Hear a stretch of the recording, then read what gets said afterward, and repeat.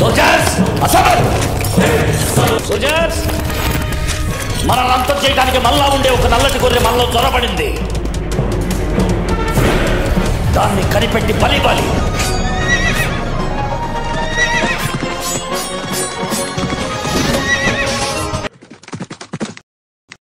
నమస్తే సనాతనీస్, నేను మీ Sanatani soldier max Muller విషయానికి వచ్చేస్తే ఈయన బ్రిటిష్ వాళ్ళు 1847లో మన ఇండియాకి తీసుకొచ్చారు మన కల్చర్ని డిస్ట్రాయ్ చేయడానికి. అండ్ బ్రిటిష్ వాళ్ళు అతనికి ఇచ్చిన మెషిన్ ఏంటంటే ప్రాసెస్ లో తను 1400 శ్లోకాలని అతను మిస్లీడ్ చేసినట్టు వాటిని వేరేగా మార్చేసి రాసినట్టు అతనే ఒప్పుకున్నాడు. అతను తన వైఫ్ కి 1866 9th December 1866 లో ఒక లెటర్ రాశారు. దాంట్లోని పక్కా ప్రూఫ్ దొరికిపోయింది. మ్యాక్స్ ముల్లర్ ఒక జర్మన్ బాండ్ అనమాట, జర్మన్ బాండ్ బ్రిటిష్. ఈయన ఫిలాలజిస్ట్, నెక్స్ట్ ఓరియంటలిస్ట్ అనమాట. ఫిలాలజిస్ట్ అంటే వీళ్ళు లాంగ్వేజ్ గురించి రిటర్న్ హిస్టారికల్ సోర్సెస్ ద్వారా తెలుసుకొని అండ్ ఓరల్గా కూడా తెలుసుకుంటారు. లైక్ లోకల్స్ దగ్గర నుంచి ఇన్ఫర్మేషన్ సెలెక్ట్ చేస్తారు అండ్ హిస్టారికల్ సోర్సెస్ నుంచి కూడా సెలెక్ట్ చేస్తారు అనమాట. దీన్ని ఫిలాలజీ అంటారు. నెక్స్ట్ అనలిస్ట్ అంటే వెస్టర్న్ అండ్ ఫార్ ఈస్టర్న్ ఈ రెండు కేసెస్లో ఏషియన్ స్టడీస్ కానీ మన ఏషియాకి సంబంధించినవి ఇలాంటివి వీళ్ళు లాంగ్వేజెస్ ఇవన్నీ స్టడీ చేస్తారన్న. ఈయన ఎందుకు వచ్చాడు అంటే మన లాంగ్వేజ్ నేర్చుకొని మన వేదాస్ని, మన స్క్రిప్చర్స్ని, మన మనుస్మృతిని లిటరలీ మ్యానిపులేట్ చేసి ఒక మన ట్రెడిషన్ని నాశనం చేసేయాలి.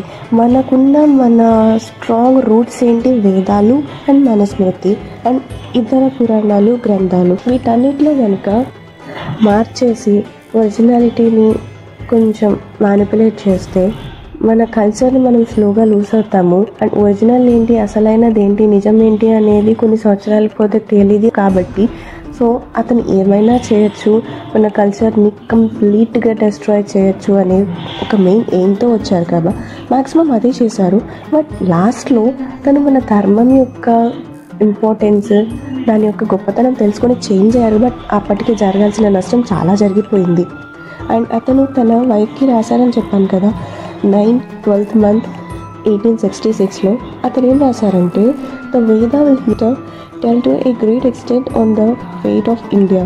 It is the root of their religion, and to show them what is the root, I feel sure is the only way of uprooting all that has sprung from it during the last 3000 3,000 సంవత్సరాలన్నా 3 లక్షల సంవత్సరాల పక్కన పెడితే ఇన్ని సంవత్సరాల నుంచి వీళ్ళలో నాటుకుపోయిన main ఏంటి అంటే వేదాస్. ఈ వేదాస్ అనే స్క్రిప్చర్స్ని మ్యానిపులేట్ చేసేస్తే దీన్ని అప్రూవ్ చేసేయచ్చు, అంటే టోటల్గా పెక్కిలించి వేయచ్చు వేళ్ళతో సహా అని చెప్పి ఆయన అక్కడ రాశారు. దాంట్లోనే మనకు తెలుస్తుంది అతని మ్యానిపులేషన్ ఎంతవరకు ఉందా అనేది. అతను ప్రతిదీ ఒక ప్రీ ప్లాన్డ్గా వచ్చాడనమాట.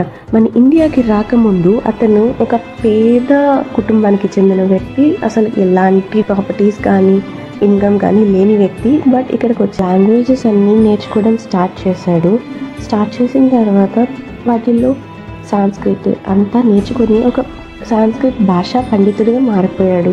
వేదాల్లో ఉన్న శ్లోకాలు అన్నీ చూసి దీన్ని ట్రాన్స్లేట్ చేయడం మొదలుపెట్టాడు.